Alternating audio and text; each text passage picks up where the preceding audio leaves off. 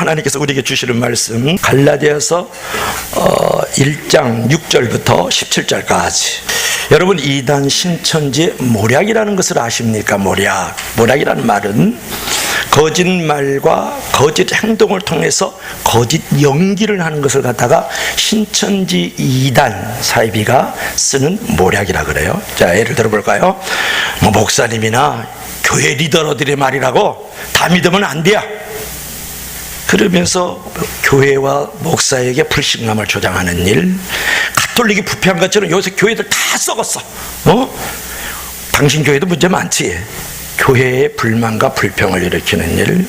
어제 내 꿈에 당신이 보였어. 너무너무 힘들어하더라, 신앙생활 하는데. 요즘 어려운 일이 많지. 신비적 감성 이용. 성경에 대해서 궁금하지 않아? 나랑 일주일에 딱 한 번만 공부하러 가자. 일주일에 한 3개월만 할래? 근데 일주일에 한 번만 가보자. 이단 사상의 접촉점 이용. 주여 그러지? 그래도 천국 갈 수가 없다고 하던데. 그러면서 구원의 의심, 천국에 대한 의심을 가게 하는 것. 요한계시록에 대해서 궁금하지 않아? 요한계시록은 모르지? 그게 복음의 비밀인데 우리 교주가 우리 신천지에서 그거 다 풀어준다? 그러면서 성경을 공부해보지 않을래? 그러면서 종말에 대한 불안, 그리고 구원에 대한 불안을 심어주는 것. 내가 성경을 잘 아는 사람이 있어. 너네 목사님 있지? 너 교회 리더 있지? 그거 아니야. 그거 가짜야. 성경 공부 잘하는 사람이 있으니까 그 상담방 공부방 한 번만 가보자. 그러면서 성경의 난제에 대해서 호기심 유발. 너 아담과 하와 이전에 말이야 UFO가 있었다는 거 아니야? 그게 아담과 하와 이전에 말이야 사람이 있었다는 거 알아? 이러면서 성경의 난제를 슬쩍이 해서 사람들을 끄집어내서 호기심을 유발하는 것. 열처녀에 대해서 알아? 열처녀? 너 준비 안 하면 큰일 나. 그러면서 비유와 비사를 걸고 짝을 맞춰가지고 자기들의 단체와 교주를 신격화하는 데 사용하는 것. 이게 설문조사는 아르바이트인데 대학생들에게 주로 쓰는 겁니다. 야, 아르바이트 한번 해보지 않을래? 무료 상담이야. 무료 성경 공부도 할 수 있어. 아르바이트를 제공하면서 설문지, 문화강좌, 꽃꽂이, 점토, 리본 공예, 각종 상담의 종류와 여러 가지 치유들을 이용해 가지고 자기 단체로 슬며시 살금이 끌어들이는 것. 이게 대학생들에게 많이 쓰는 거야. 여러분, 신천지 이단의 모략이라는 것이에요. 거짓 행동, 거짓말을 총동원해가지고 거짓 연기를 하는 것을 갖다가 뭐라 그런다? 모략이라는 단어를 써요. 여러분, 모략의 대상은 담임 목사뿐만 아니라 교회는 물론이고 가족까지, 저 주변에 있는 모든 성도들까지 자신들의 목적을 달성하고 자기 교주를 신격하고 하나님 자리에 올려놓기 위해서 사용하는 거짓 연기를 뭐라 그런다? 모략이라 그런다. 신천지에서. 요즘 오늘 여러분은 이단들의 행포를 통해서 미치는 그런 개인과 가정과 교회 생활에 대해서 오늘 나누려고 합니다. 오늘은 다른 복음, 다른 예수, 가짜 복음, 가짜 예수에 대해서 얘기를 나누고, 바른 예수, 바른 복음은 무엇인지 우리가 생각해 보면서 더불어 구원은 어떤 것일까, 올바른 구원, 그 다음에 참된 종말론은 어떤 것인가를 오늘 시간이 되는 대로 여러분과 나누를 가지려고 합니다. 어느 날 이제 바울에게 한 소식이 들려오는데 1차 선교 여행 때 지금 터키에 있습니다. 갈라디아 교회로부터 안타까운 소식이 들려왔어요. 바로 복음의 변질에 관한 그런 소식이었습니다. 다른 문제는 묵과할 수 있어도 복음의 변질의 문제는 도저히 묵과할 수 없었기 때문에 펜을 들어가지고 갈라디아 교인들에게 복음의 실체를 가르쳐주기 위해서 편지를 쓴 것이 바로 갈라디아서예요. 여러분, 그래서 갈라디아서는 복음의 뼈대를 이루고 복음의 실체를 알려주는 중요한 진리가 있습니다. 그래서 마틴 루터는 말하기를 로마서는 반지라 그러면 갈라디아서는 반지 안에 있는 보석이다, 그런 말을 해요. 종교개혁가들은 갈라디아서를 특별히 아주 중요하게 생각을 했는데 마틴 루터는 갈라디아서를 이렇게 불렀어요. 오 나의 캐설린, 오 나의 캐슬린 이렇게 불렀어요. 왜 그랬을까요? 늙은 아내의 이름이었는데 그 정도로 복음의 핵심을 말해주는 갈라디아서이기 때문에 소중히 여겨서 이 갈라디아서를 볼 때마다 오 나의 캐슬린 나의 캐슬린 아내 이름을 불렀다 그런 말에 갈라디아서를 볼 때 그만큼 소중하게 여겼던 것이 바로 갈라디아서입니다. 근데 갈라디아서를 쓰면서 이 사도 바울이 1장 1절부터 5절까지는 서론을 마치고 나서 바로 이어서 6절부터 9절까지 가장 많이 나오는 단어가 무엇인지 아닙니까? 다른 복음이다. 다른 복음. 여러분 매 구절마다 6절, 7절, 8절, 9절에 다른 복음이 한 번씩 나와서 4번이나 나와요. 여러분 1.1도 변함이 없는 이 소중한 성경 말씀에서 반복돼서 표현되고 있다는 것은 그 내용이 그만큼 중요하다는 거예요. 이 다른 복음이 무엇일까? 여러분도 궁금하지 않습니까? 여러분 말씀을 볼 때에 반복되는 말씀을 매우 중요하게 생각해야 됩니다. 예를 들어서 마태복음 7장 7절 마태복음 7장 7절을 보면 구하라 그리하면 얻을 것이요 주실 것이요 찾으라 그리하면 찾아낼 것이요 두드리라 그리하면 열릴 것이니라 그런 말씀이었죠. 여기서 제일 중요한 단어가 무엇이에요? 그리하면이라 나오죠. 그래서 뭐냐 실천을 강조하는 거예요. 즉 기도의 실천을 강조하는 것이죠. 구하라 그 다음에 찾으라 그 다음에 두드리라 그러지 않습니까? 그 7절 한 절 중에서 3번이나 나오는 그리하면이라는 단어가 중요하듯이 오늘 본문에 보면 다른 복음이라는 단어가 반복해서 나오는 것을 가볍게 여기면 안 된다는 거예요. 왜 다른 복음을 사도 바울이 계속 언급합니까? 그것이 중요하지 않습니까? 초대교회에서는 다음의 논란이 계속 있었어요. 이런 논란이 있었어요. 율법을 지키는 것이 중요하냐? 아니면 은혜를 지키는 것이 중요하냐? 은혜 가운데 사는 것이 중요하냐? 그럼 아주 쉬운 말로 할게요. 여러분 그것만 해도 어려워요. 벌써 못 알아듣는 사람이 있다가요. 행위로 말미암아 구원을 받는 게 중요하냐? 아니면 믿음으로 말미암아 구원을 받는 것이 중요하냐? 이런 논란이 계속 이제 있었거든요. 자, 여러분 어느 것이 중요합니까? 오늘날의 성도들은 은혜가 중요하고 믿음이 중요하다는 걸 당연하게 받아들이지만 당시의 갈라디아 교인들에게는 그러지 않았다라는 거예요. 지금부터 적어도 한 2000년 전이잖아요. 바울이 처음에 은혜의 복음을 전했을 때, 즉 은혜의 복음이라는 건 뭐냐면 예수 그리스도께서 나를 위하여 십자가에 달려 죽으시고 3일 만에 부활하셨습니다. 그래서 나의 모든 죄값을 치러주셔서 나를 죄사함을 받고 영생을 얻고 하나님의 자녀고 영원한 천국에 들어갑니다. 할렐루야. 이게 은혜의 복음이에요. 이게 은혜주의라고요. 그런데 그 교인들 가운데서 그것을 아멘 이러면서 오늘 우리 교인들처럼 기쁘게 받아들이는 사람이 있었는데 그 중에는 유대교에서 들어온 사람들이 있었어요. 그러니까 기독교인들만 있는 것이 아니고 유대인들이 들어온 사람들이 있었는데 그 유대인들은 율법의 아들이라 그래. 즉 유대인들은 내가 올바로 하나님 앞에 완전하게 행해가지고만 구원을 받는다는 그런 율법의 아들들이었다. 그들이 교회에 들어오니까 그들이 무슨 생각을 했냐 그러면 복음의 본질을 왜곡시키는 거예요. 즉 내가 은혜로도 구원을 받지만 믿음으로도 구원을 받지만 행위도 첨가돼야만 구원을 받는다. 이렇게 왜곡된 복음을 이제 전하게 됐다고요. 그 교인들 가운데에서. 그러자 사도 바울이 다른 복음이다 이건 가짜 복음이다 거짓 복음이다 그러는 거예요. 다른 복음이와 갈라디아즘 이런 말을 하는데 그것을 피하라고 말을 한 것이에요. 그러니까 여러분들이 믿음으로만 구원받지 여러분의 행위가 들어가면 구원 못 받습니다. 그러면서 강력하게 말씀하고 있는데 그러면 우리가 4가지 구원론이 있는데요. 첫째로 한번 다 같이 읽어봅시다. 시작. 은혜주의. 크게 읽어봐요. 시작. 은혜주의. 믿음으로만 구원받는 거예요. 여러분 사람은 온전히 하나님의 은혜로만 믿음으로만 구원받는 거예요. 자, 2번째 읽어봅시다. 시작. 율법주의. 행위로만 구원받는다. 여러분 행위로 구원받겠어요? 안 되죠. 하루에도 5만 가지 생각한다면서요. 여러분 말과 행실이 죽는 날까지 완전한 사람 없죠. 행위는 절대 구원 못 받죠. 자, 3번째로 시작. 혼합주의. 믿음과 행위로 구원을 받는다. 그러니까 믿음도 있고 행위도 있어야만 구원을 받는다고 하는 것이 다른 복음이에요. 여기 사도 바울이 말하는 거. 믿음으로도 구원받지만 거기에 행위가 첨가돼야 돼. 그렇지 않으면 구원 못 받아. 이게 이제 혼합주의고 반율법주의. 다 같이 시작. 믿음만 있고 행위는 없음. 이건 무슨 말일까요? 예수 그리스도 믿어서 구원받아서 내 영혼이 천국 간다. 그러니까 이 땅에서 술 먹고 막 계집질하고 막 그냥 방탕하고 막 도박하고 사치하고 막 마음대로 살아도 돼야. 이것이 반율법주의. 여러분은 어디를 선택하고 사지선다행인데 우리는 오직 믿음으로만 구원받는 줄로 믿습니다. 할렐루야. 오직 예수로만 구원받습니다. 할렐루야. 이제 그 얘기를 하고 있는 거예요. 이제 그래서 다른 건 다 다른 복음인데 특별히 혼합지 믿음과 행위가 같이 있어야 구원받는다는 것이 다른 복음이다. 그렇게 유대교인들에게 질타하고 있는 모습을 볼 수가 있죠. 근데 여러분들이 이제 행위라 그러면 이제 야고보서를 보면 행함을 강조한 책으로 여러분 잘 알고 있지 않습니까? 야고보가 은혜 없는 행함을 강조한 것은 아니에요. 은혜로 받았다 그러면, 은혜로 구원을 받았다 그러면 멋대로 행하는 사람들을 바르게 권고하기 위해서 야고보 사도가 행위를 강조했다고. 이런 말 잘 알죠? 여러분, 행함이 없는 믿음은 죽은 믿음이야. 그죠? 그거는 우리의 영혼 구원을 말하는 게 아니에요. 이단 사이비들은 항상 그 말을 갖다 끌어놓거든요. 행함이 없는 믿음은 죽은 믿음이야. 그게 아니고 행함이 없는 믿음은 생활 속에서 나타나지 않는 구원이다, 그런 말이에요. 그러니까 생활이 엉망이다, 그건 죽음이다, 그걸 갖다가 구원하고 연결시켜버리는 거예요. 그러니까 여러분들이 성경을 갖다가 들이댄다 그래서 다 성경 말씀이고 복음적으로 생각하면 안 된다는 것이죠.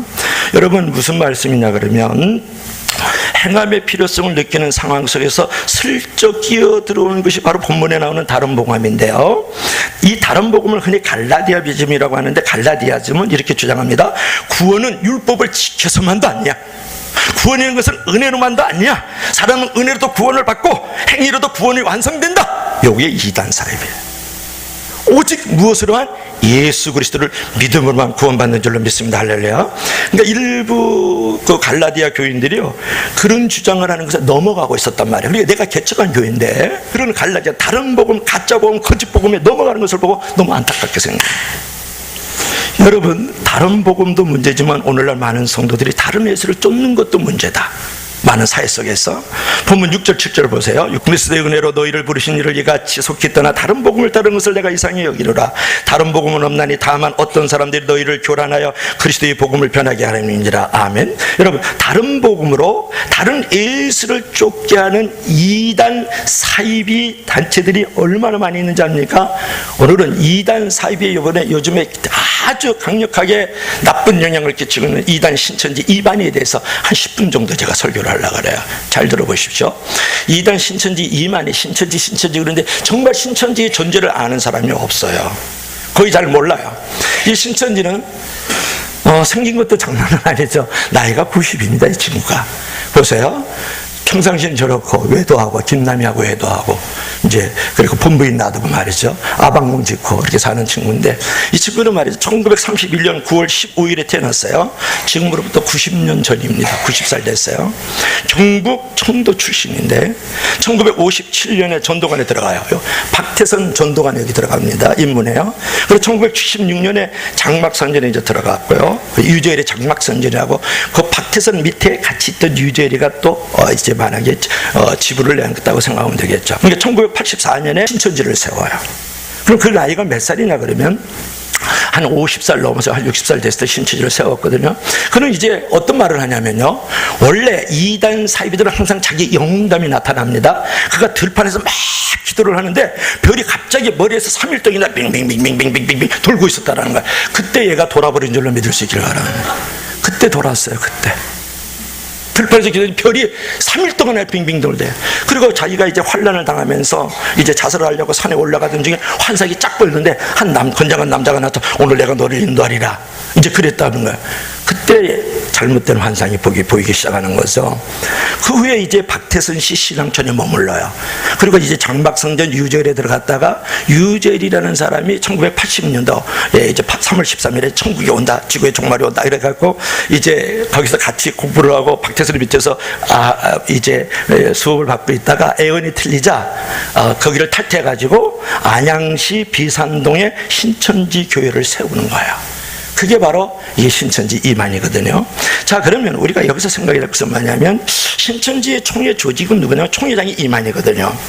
총회 총무가 있고 7교육장이 있고 12지파장이 있는데 12지파 24장로가 있습니다. 그래서 한국을 12지파로 나눠놨어요. 그래서 12,000명씩 들어오면 14만 4천 명이 되잖아요.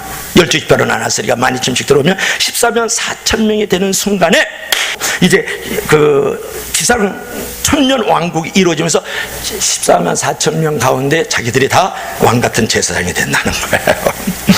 그래서 신도들은 14만 4천 명의 제사장에 의해서 힘쓰고 애쓰고 때를 얻든지 못 얻든지 기존 교회와 기존 성도들을 미혹해서 자기 단체로 끌어들여요. 그게 추수꾼들이에요. 그런데 신천지가 주장하는 것이 이제 무엇이냐가 이제 중요한데요. 그들이 신관이 있어요. 신관이 있는데 뭐냐 그러면 이만희는 뭐라 그러면 예수께서 보낸 보혜사가 자신이라는 거예요. 삼위일체 신관을 완전히 훼손하는 거거든요. 보혜사는 따라합시다. 보혜사는 예수님과 성령님밖에 없다. 항상 이단들이 들고 나오는 게요, 다 보혜사야. 그 다음에 이긴 자, 나는 동방의 의인이다, 이렇게 얘기를 해요. 그 다음에 성경관이 있는데요, 성경관은 뭐냐 그러면 이제 이만희는 신구약을 갖다 아주 균형 있게 다루지 않고 요한계시록을 편식하는 거예요.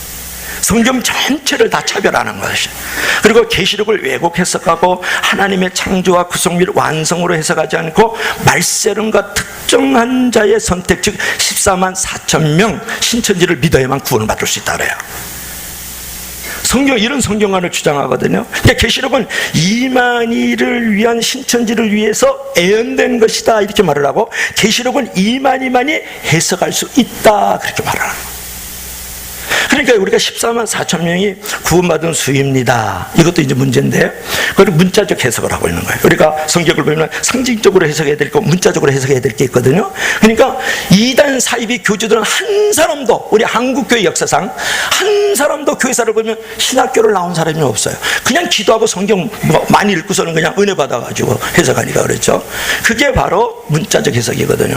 어떻게 우리 대한민국에서 14만 4천 명만 구원을 받느냐고. 그렇게 하나님의 옹졸하신 하나님, 밴댕이 소갈머리 하나님이세요. 이렇게 해석을 해가지고 이만희를 계속 신격화 만들어가는 것이에요.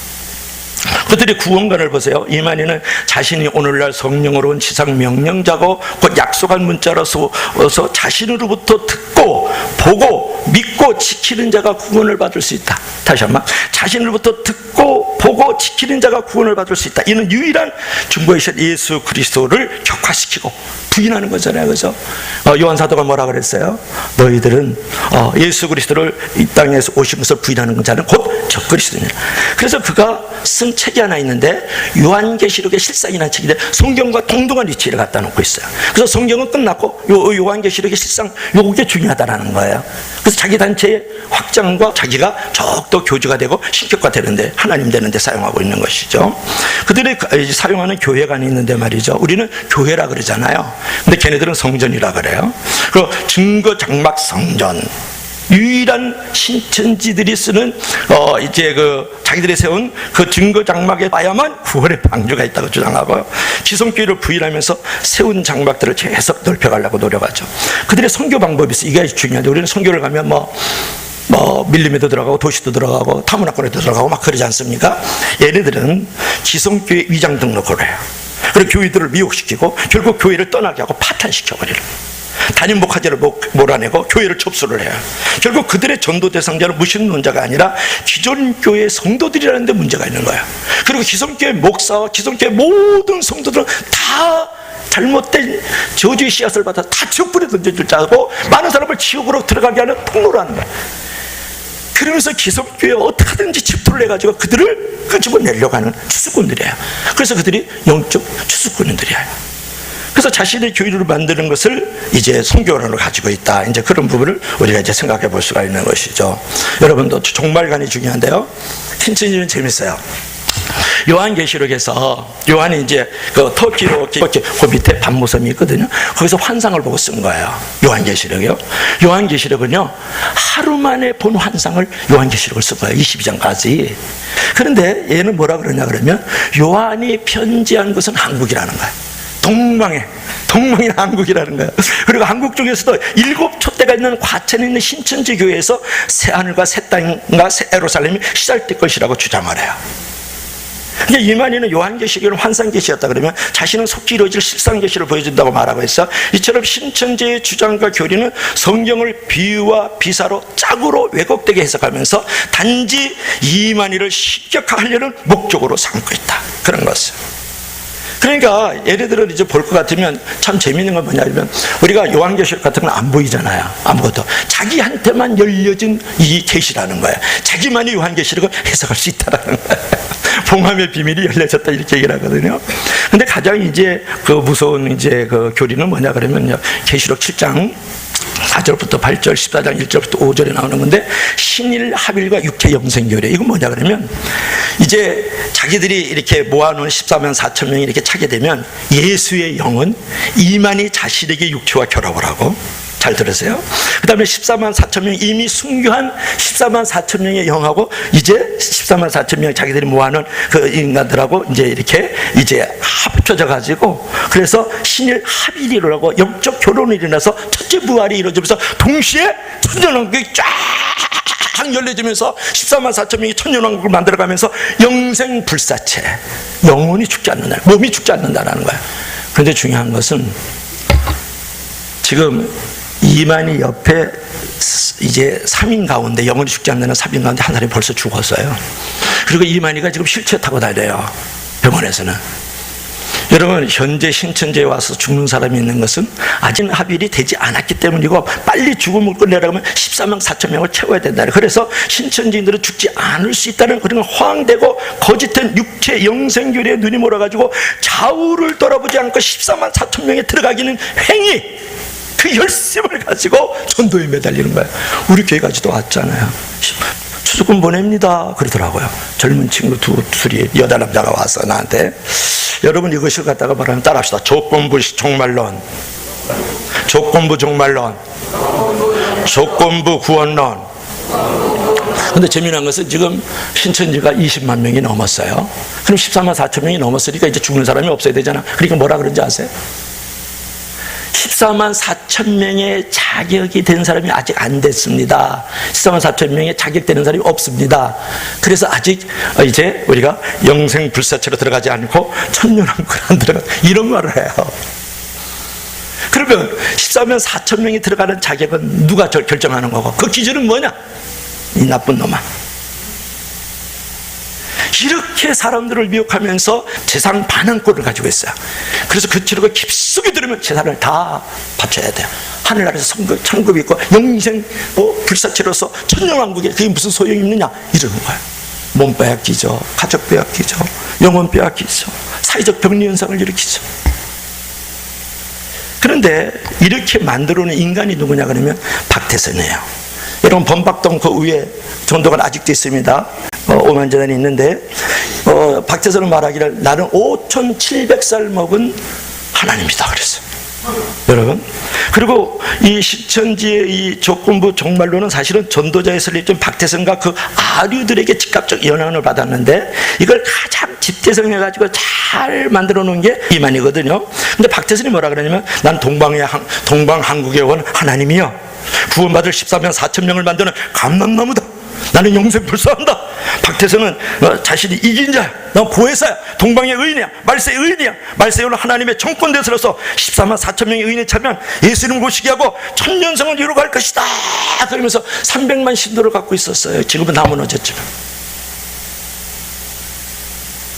여러분, 이 박태선이 하나 때문에 영생교 조희석이가 나타나고 신천지 이만희가 나타나고 신천지 밑에 또 새천지가 하나 생겼어요. 거기서 이제 반대급부가 생겨서 새천지가 태어나고 자기 외도했던 그 김남희 본처 놔두고 둘이서 아방국에 살던 그 김남희가 엄청난 돈을 빼앗들고 도망갔어요. 못 잡아요 아직도. 자기는 했고 그걸 달이다 그랬거든요. 근데 자기가 본처를 다시 불러다 놓고 나는 했고 너는 달이다, 그래서 할 수 없이 살고 있는 줄로 믿을 수 있길 바라요. 이게 그들의 실상이에요. 요한계시록의 실상이 아니고 그 나쁜 실상이라고요. 여러분, 이것은 신천지의 문제만은 아니에요. 하나님의 교회 안산홍 범박동구에 사거리 있지 않습니까? 통일교 문선명이 또 만민중학교 이재록이 같은 모든 이단들은 자칭 신격화를 시켜요. 내가 하나님이다, 나는 보혜사야, 나는 이긴 자야, 난 백말 타고 온 자야, 막 이러면서 말이죠. 여러분, 그러면 이런 이단에 빠지는 사람들의 특징이 있는데 이단을 아무나 빠지지 않아요. 저보고 1억을 주면서 도박하라 그러잖아요. 집정촌에 가라 그러잖아요. 안 가요. 왜 1억을 가지고 집정촌에 갑니까? 좋은 책들을 사서 실컷 책 보고 좋은 여행을 다니죠. 그런데 여러분 보세요. 건강한 사람은 돈이 있어도 함부로 쓰질 않아요. 그런데 왜 이단에 빠지는 사람들이 생기느냐 그러면 첫째로 기성교회에 불만이 있는 사람들, 즉 소외감과 부정적인 생각을 갖고 있는 사람. 두 번째로 가정생활에 문제가 있어서 애정 결핍이 있고 소속감이 증대되지 않는 사람들. 세 번째로 사회생활에 어려움을 당하는 사람들. 그래서 사회 속에서 내가 자아의 정체감을 실종했을 때, 나는 아무것도 아니야 그런 어떤 낮은 자존감을 갖고 있을 때 여러분 이단에 빠지고, 지나치게 신비적이고 열광적인 사람들, 그냥 체험 환상 음성 들으려고 그러고 이런 사람들 있죠. 이런 사람들이 이단에 빠져요. 그리고 이단의 무지한 경우, 오늘 이제 신천지에 대해서 너무 여러분들이 궁금해하고 몰라서 이 신천지에 대해서 한 10분간 설교를 하고 있지 않습니까? 바쁜데. 그러니까 이단에서 무지하면 거기에 빠지는 거예요. 그래서 기성교회에 불만이 있고 가정생활에 문제가 있고 사회생활에 어려움을 당하고 지나치게 신비적인 열광적인 사람들이고 이단에 무지한 경우가 다들 이단에 빠지게 된다. 이제 그런 부분이에요. 그래서 오늘 고린도서 11장 4절에 볼 것 같으면, 이제 보면은 우리 다 같이 한번 크게 읽어봐요. 시작. 만일 누가 가서 우리가 전파하지 아니한 다른 예수를 전파하거나, 혹은 너희가 받지 아니한 다른 영을 받게 하거나, 혹은 너희가 받지 아니한 다른 복음을 받게 할 때는 너희가 잘 용납하는구나. 사도 바울이 이거를 갈라디아 교회에게 쓴 것이 아니고 고린도 교회에 쓴 거예요. 그렇죠? 고린도 후서니까요. 고린도 교회에 썼는데, 그때 고린도 교회도 다른 예수를 전파하고 다른 영을 받게 하고 다른 복음을 전하는 자들이 있었다고요. 거기에 넘어가니까 오히려 사도 바울이 이렇게, 너희가 잘 용납하는 건 잘 놀고 있구나 이 녀석들. 내가 계율을 개척했는데 그래 진짜 복음, 진짜 예수를 생각하지 않냐고 잘 용납하는구나. 얼마나 속상하면 이렇게 좀 비꼬듯이 얘기를 했을까요? 그리고 이런 말씀이 있습니다. 거짓 그리스도들과 거짓 선지자들이 일어나서 이적과 기사를 행하면서 할 수만 있으면 택하신 자들을 미혹하리라. 마가복음 13장 21절부터 22절. 보라, 그리스도가 여기 있다 저기 있다 해도 믿지 말라. 인자의 오심은, 예수 그리스도의 오심은 동쪽에서 서쪽으로 번개치듯이 오리라. 그 말은 순식간에 온다는 거예요. 지저분하게 이렇게 이만희 또는 문선명이 이렇게 안산홍처럼 살지 않는다는 거예요. 순간으로 오는 거예요. 재림 예수는 말이죠. 근데 이런 것들은 얘기를 안 하지, 이 친구들이. 여러분, 이런 부분에 대해서 이런 것들에 넘어가면 개인의 영혼이 노략질을 당하고 가정이 파괴되고요. 그 다음에 교회가 무너져요. 교회가 무너져요. 또 이 사회적으로도 많은 문제들을 일으키지 않습니까? 자, 이 본문은 이제 복음에 대한 바른 이해와 말씀 중심적 삶이 이제 얼마나 이제 중요한지를 잘 가르치고 있는데요. 8절 9절 한번 봅시다. 8절 9절. 8절 9절, 우리 갈라디아서 8절 9절 보겠습니다. 그러나 우리나 혹은 하늘로부터 온 천사라도 우리가 너희에게 전한 복음 외에 다른 복음을 전하면 저주를 받을지어다. 우리가 전에 말하였거니와 내가 지금 다시 말하니, 만일 누구든지 너희가 받은 것 외에 다른 복음을 전하면 저주를 받을지어다. 여러분, 나는 이 본문을 이렇게 묵상하고 설교를 준비하면서요, 사도 바울이 이렇게 얘기할 수 있을까? 저주를 받을지어다. 저주를 받을지어다. 다른 복음을 전할 때, 저는 내 나이 지금 6학년이지만은 한 번도 내가 누구에게 저주를 받을지라는 말을 해본 적이 없어요. 기도로도 안 해보고 혼자서도 그래보지 않았어요. 근데 사도 바울이요, 사랑은 온유하고 사랑은 오래 참고 사랑은 분내지 아니하며 믿음 소망 사랑 중에 그 중에 제일은 사랑이다 그랬는데, 사도 바울을 보세요. 뭐라 그랬어요? 저주를 받을지. 아니, 어떻게 사도 바울이 그럴 수 있습니까? 이거는 정말 말이 안 되잖아요. 그죠? 사도 바울이 어떻게 저주를 받을지어다. 갈라디아 교인들 가운데에서 이제 믿음과 행위를 첨가시켜서 이제 전하고 있는 사람, 갈라디아즘을 갖고 있는 사람들에게, 즉 다른 복음을 갖고 있는 사람이 그렇게 얘기를 했단 말이에요. 자, 본문에서 사도 바울은 다른 복음을 전하면 저주를 받는다고 강조해서 말을 합니다. 행위를 조금 강조하는데 뭐 그렇게 잘못이라고 저주를 받을지어다 이렇게 얘기를 하나요? 그리고 저주하지 않고 은혜롭게 말하면 안 돼. 그러지 말어. 그러나 사도 바울은 단호하고 분명히 말합니다. 갈라디아즘 다른 복음을 전하면 저주를 받는다. 왜 그렇게 타협을 하지 않았을까요? 왜 그렇게 사도 바울이 단호했을까요? 이 갈라디아즘 다른 복음은 진리가 아닌데 사람의 듣기 좋게 유혹을 해가지고는 거짓 구원을 받게 하고 거짓 종말을 통해서 살게 하기 때문에 그럴 것이다. 여러분, 사느냐 죽느냐, 영벌이냐 영생이냐, 지옥이냐 천국이냐, 내가 구원받느냐 구원 못 받느냐, 절대적인 중요한 자리에 여러분, 사도 바울이 단호해야 되지 않겠어요? 사도 바울이요, 타협을 이런 데서 하면 되겠어요? 사느냐 죽느냐인데, 지옥 가는 천국 가는 일에 대해서 타협하고 따뜻하게 얘기할 수가 있겠느냐, 그들을 막 미혹하고 넘어가게 하고 있는데 말이죠. 그래서 갈라디아섬, 즉 다른 복음을 전하면 저주를 받을지어다, 그렇게 얘기를 하고 있는 거예요. 단호한 모습을 여기서 볼 수 있어요. 왜냐? 살고 죽는 문제이기 때문에. 구원을 받는, 구원 받는지 못해, 영생이냐 영벌이냐 하기 때문에. 그래서 우리가 구원에는 세 가지 개념이 있습니다. 자, 구원에는 어떤 것이 있을까요? 만약에 여러분들이 믿음에 대해, 예수 그리스도를 믿음으로만 구원을 받습니다, 그랬는데 거기다 행위를 해야 됩니다라는 것은 예수 그리스도의 구원을 불완전하게 만드는 거예요. 그렇죠? 그리고 예수님과 동등한 자리에 들어가는 거예요. 이게 좀 무서운 거예요. 왜냐 그러면 예수 그리스도를 믿음으로도 구원받지만 거기다 행위가 있어야 된다 그러잖아요. 그러면 내가 행위를 올바로 해야 되잖아요. 그러면 누구랑 동등이에요? 예수 그리스도와 동등이죠. 불완전한 구원, 예수님을 비약시켜버려요. 이래서 이게 참 문제가 되는 것이거든요. 그러면 구원은 뭐가 있냐 그러면, 자, 구원은, 자, 1번 시작. 구원은 단회적 한 번 받는 것. 이것은 무슨 말씀일까요? 여러분, 구원은요, 두세 번 받지 않아요. 구원은 딱 한 번 받는 거예요. 그다음 두 번째로 시작. 구원은 순간적, 다 같이 시작. 은혜를 순간으로 받는 거예요. 은혜로 순간적으로 구원을 받는 거예요. 세 번째로 시작. 구원은 단적적, 구원을 잃지 않는. 여러분, 한 번 구원을 받으면 잃지 않아요. 어떤 내가 그 설교를 이렇게 들어보니까 무슨 말이 나오냐 그러면, 한 번 구원은 영원한 구원입니까? 아, 이런 주제가 있더라고요. 여러분, 한 번 구원받으면 영원한 구원인 줄로 믿습니다. 할렐루야. 여러분, 여러분의 자녀를 낳잖아요. 그러면 어떻습니까? 그 자식은 실수하든 잘못하든 간에 평생 내 자식으로 끌고 가는 거예요. 죽는 날까지. 누가? 엄마 아빠가. 그리고 여러분이 이제 길가에 가다가 이렇게 폐차장이 차들이 고장나 있잖아요. 그러면 그 차를 레카차로 이렇게 끌어가지고 어디까지 가요? 폐차장까지 끌고 들어가죠. 그죠? 그게 레카차예요. 그게 견인차라 그래요. 견인차. 잘 들으세요? 견인차에 끌고 들어가죠. 마찬가지로 예수 그리스도께서 우리는 고장난 차지만 고쳐가지고 어디까지? 천국까지 우리를 끌고 들어가는 줄로 믿습니다. 할렐루야. 밀고 들어가는 줄로 믿습니다. 할렐루야. 모시고 들어가는 줄로 믿습니다. 할렐루야. 품에 안고 들어가는 줄로 믿습니다. 이걸 놓치면 안 돼요. 이거를 신학적 용어로 성도의 견인, 이런 말을 합니다. 그들이 이걸 모르고요, 구원을, 여러분, 내일 내가 실수하고 잘못하면 구원을 잊어버리면 어떡하지? 이렇게 만들어가는 이단 사비가 있다고요.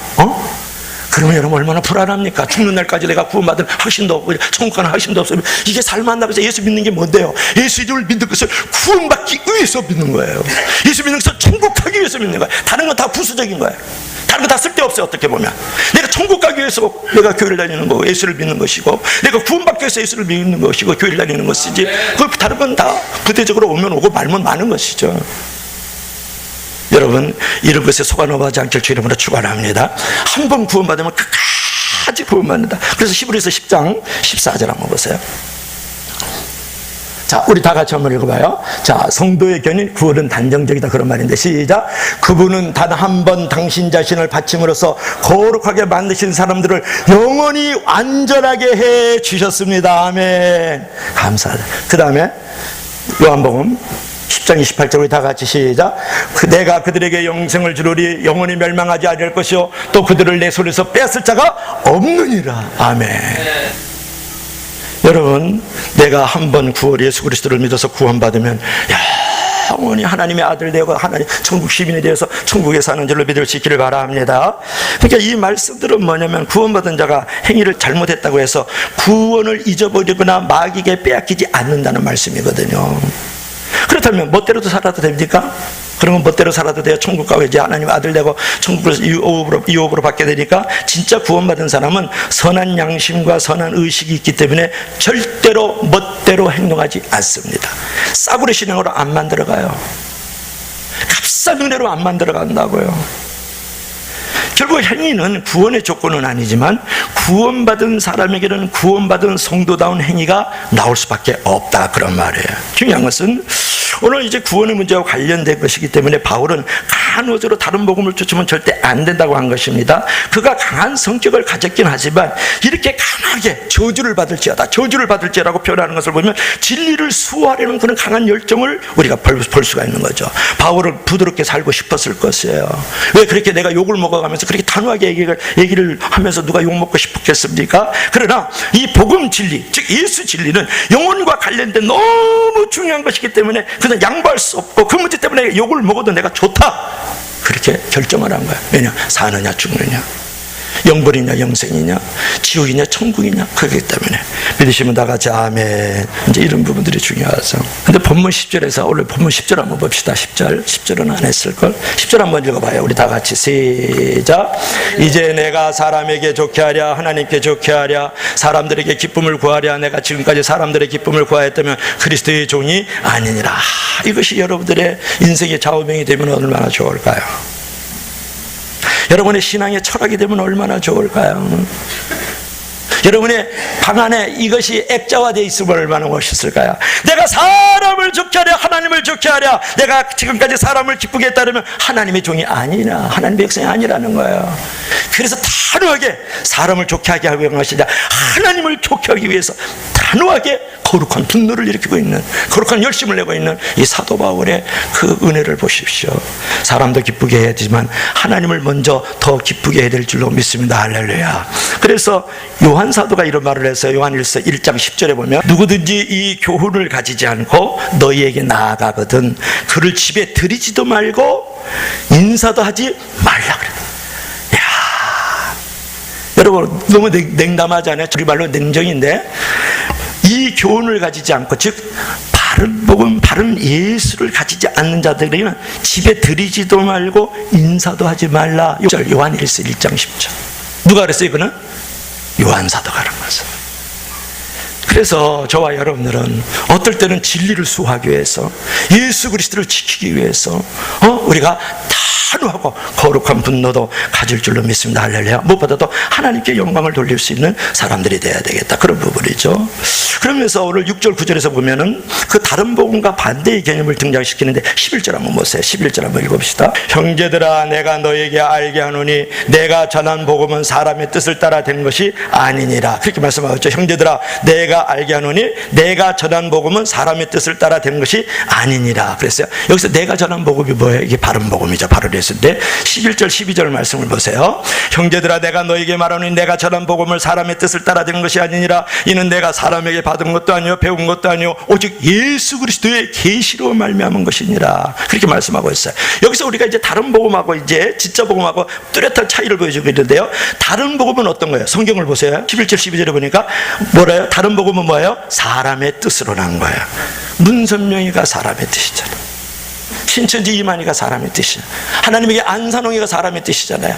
만민정학계 이재록이가 그 교회라는 단어 붙이면 안 돼요. 이런 이단 사입이 이재록이가 이제 사람의 뜻으로 자기를 만들어가는 것이잖아요.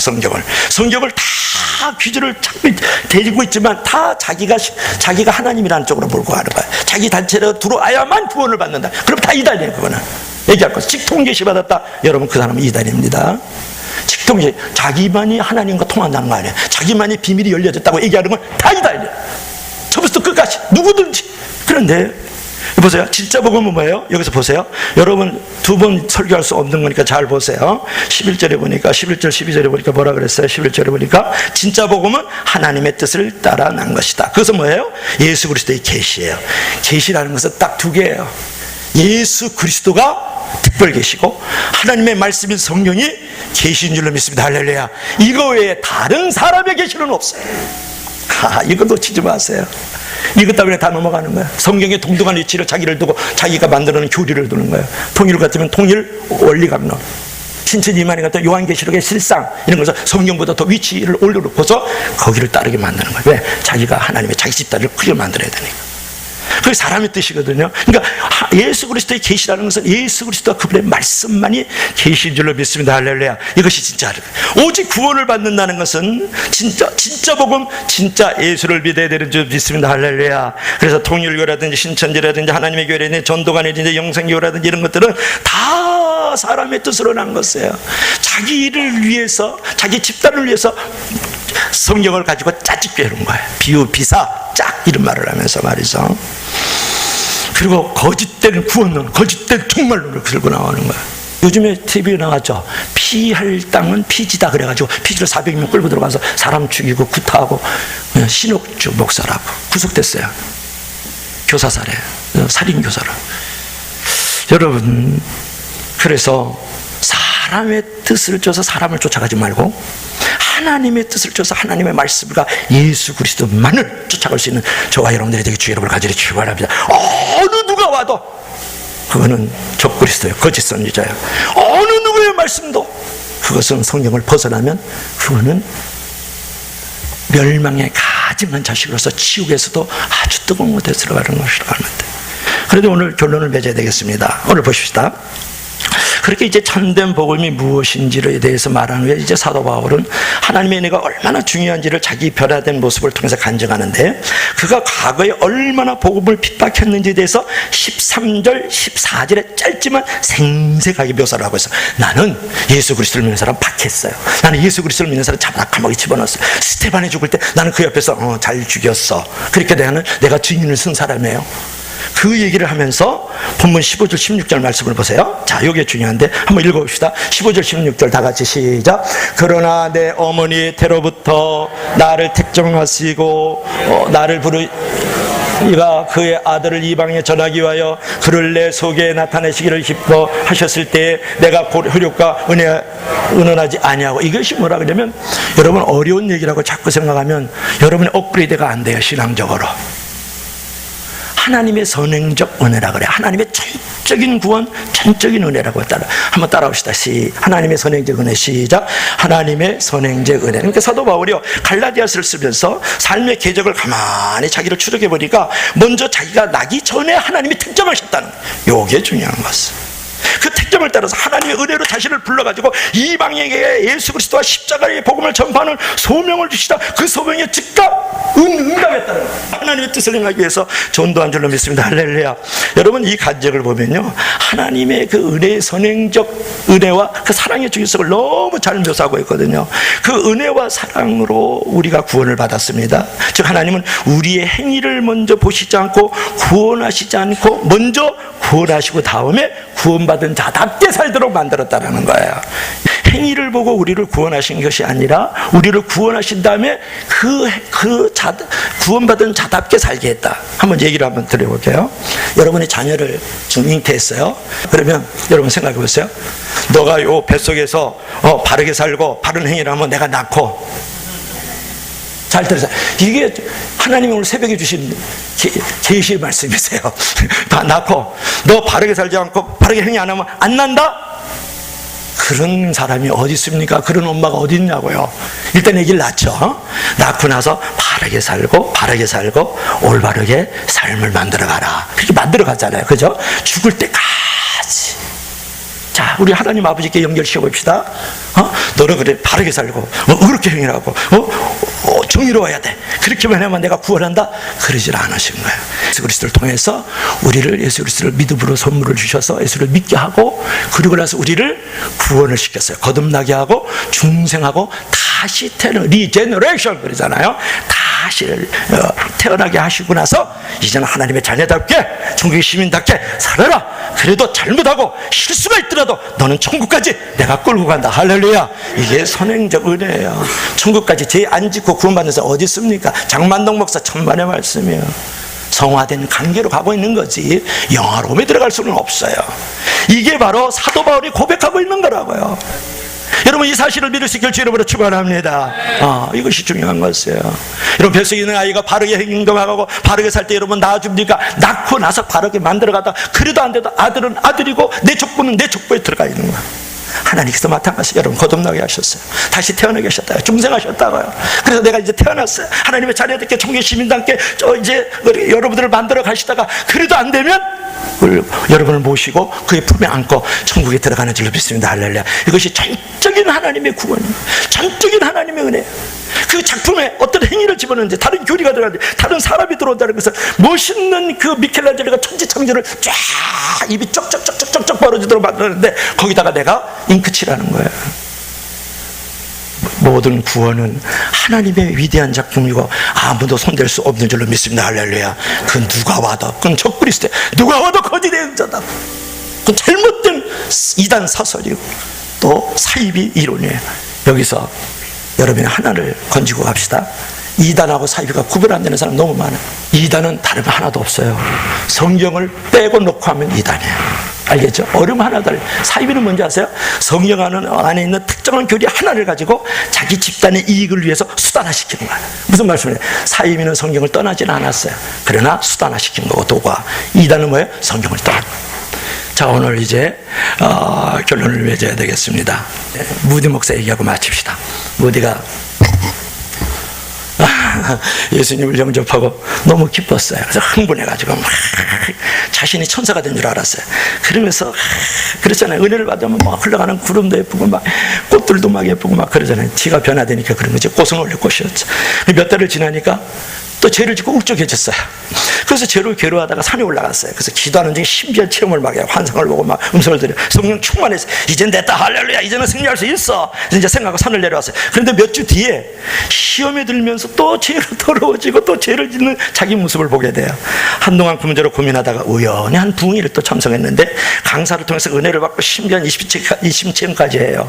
누가? 무디가. 근데 2주가 지나니까 부흥회 때 받은 은혜와 신비는 싹 사라지고 옛날에 죄가 떠오르고 앞으로도 지을 죄를 생각하고 지금도 죄를 짓고 있는 거야.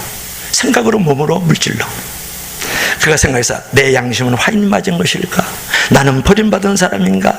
한동안 그 문제로 방황을 하다가 어느 날 로마서 10장 17절의 말씀을 읽게 되는데, 그러므로 믿음은 들음에서 나며 들음은 그리스도의 말씀으로 발명합니다. 그걸 읽고 성경을 읽고 말씀을 듣는 것이 최고구나 이렇게 생각을 해서 그때부터 매일 시간을 정해놓고 성경을 읽으면서 날마다 은혜가 넘치는 생활을 하면서 영역을 얻어서 수많은 영혼을 구원하는 무디 전도자가 된 줄로 믿습니다. 할렐루야. 여러분 어떻습니까? 신기한 현상으로 유혹하는 이단 집회를 기웃거리지 마십시오. 그 결과는 영혼의 파멸이에요. 가정의 파괴고 사회 병리적 현상을 신기한 현상으로 체험케 하는 이단 사설과 거짓 기적과 거짓 그리스도에게 여러분 빠지지 마십시오. 항상 바른 말씀을 추구하셔야 돼요. 어떤 생각하면 말씀 듣고 금방 잊어버리기에 말씀 듣는 것이 큰 축복이 아닌 것 같지만, 그 말씀이 날마다 매주일마다 듣는, 날마다 하나님과 내가 임재해서 그 짧은 15분의 큐티 시간이지만 그 말씀에 소리 없이 여러분의 영혼의 양식이 되고, 여러분의 가정을 지켜주고, 여러분의 미래를 만들어가고, 성도와 교회를 돌봐주고 부흥케 하는 통로가 되는 줄로 믿습니다. 할렐루야. 그래서 날마다 하나님의 말씀과 그분의 예수 그리스도의 그분의 계시를 쫓아서 가는 것이 중요합니다. 그래서 오늘 성경 기절 마지막으로 읽고 마치죠. 시작. 예수께서 이르시되 너희가 사람의 미혹을 받지 않도록 주의하라. 많은 사람들이 내 이름으로 와서 이르되 내가 그러하여 많은 사람을 미혹하리라. 이렇게 말씀했어요. 거짓 그리스도와 거짓 선을 일어나서 이적과 기사를 행하면서 할 수만 있으면 택한 자들을 미혹하고, 보라 그리스도가 여기 있다 저기 있다 해도 여러분 믿지 말고 따라가지 말고 늘 예수 그리스도와 그분의 말씀 안에서 교회와 성도들과의 부단한 교제와 사귐 속에서 날마다 승리할 수 있는 저와 여러분들이 되기를 바랍니다. 결론에 시작. 성경 안에서 균형 잡힌 신앙과 삶이 되라. 두 번째로 시작. 믿음으로 시작해서 믿음으로 끝나라. 바른 복음 바른 메시지를 믿자. 아멘. 하나님께 영광의 박수 올립시다.